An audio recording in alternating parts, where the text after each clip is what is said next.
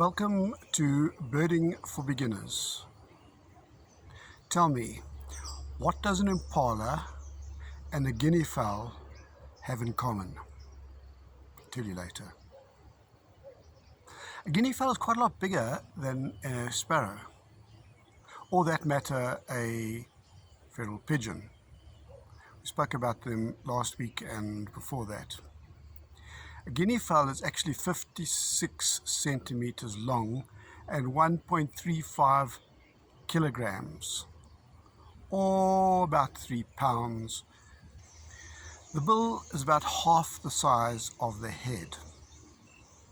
On the head is a great deal of bare skin, red or blue. On its head is a bony cassock. You will see that in the picture. Its legs are typical hoof grey. The feet are different to a sparrow and a pigeon. The guinea fowl has distinctively 3 toes pointing forward and sort of a not so useful thumb pointing backwards. They are ideal for running, but not so much for clinging onto trees.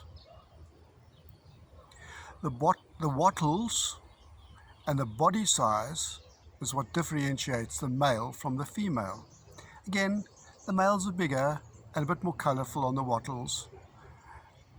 He also behaves a little differently. Otherwise, the both sexes are pretty much the same. The male walks on their toes, sort of strutting. I think that's to impress the ladies, where the females tend to have their feet more flat on the ground. I love the guinea fowl. It's one of those birds that stirs something inside of me. It's ordinary, but yet iconic. It's iconic of the South African bush or wild places.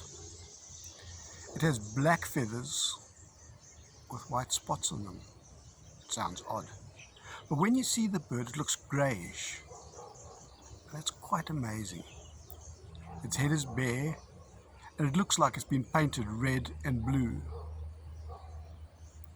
The bird mainly walks or runs, but it flies when provoked. It nests in trees, and to get there it flies. It makes quite a din at sunset when it announces to all and sundry it's going to roost. Flies up onto the trees, and there it sits and continues its call. It nests on the ground.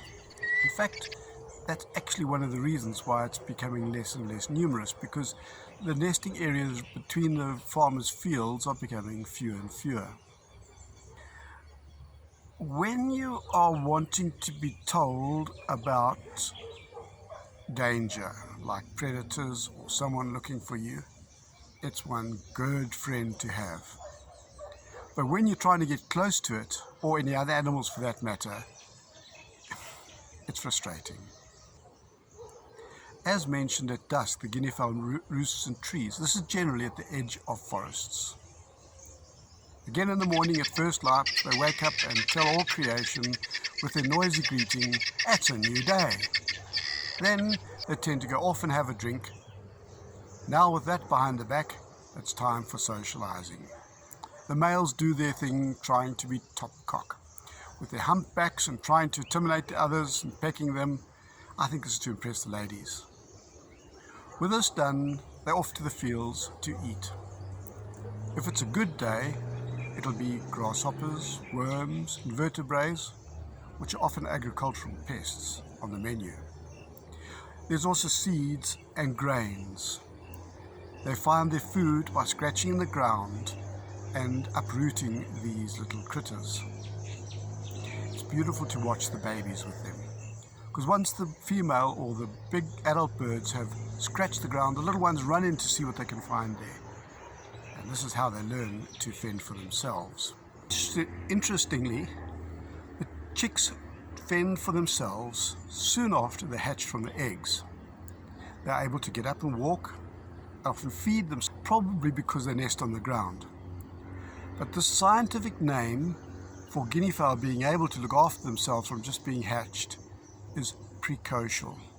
We'll touch on that another time. They are found all over southern Africa, except in the very dry regions, like the Namib and the interior parts of the Karoo. And also on the highlands, like in Lesotho and top of the Drakensberg. I don't think they really like the cold. Then, when at an art fair or at a flea market, there's probably someone there with a guineafowl painting, guineafowl feather earring, a guineafowl something or other.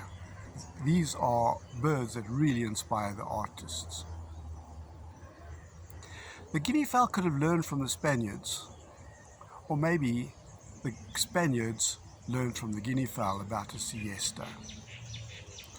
In the middle of the day, when it's hot and sticky and just isn't a good time to be around, they find a tree that's got fairly dark shade, and there they rest up for the hot hours of the day.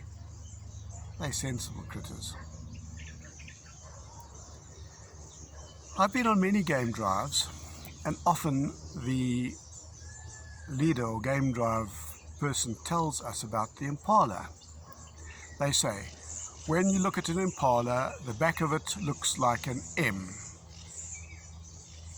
And the M stands for McDonald's, because it is one of those animals that feeds a lot of the predators.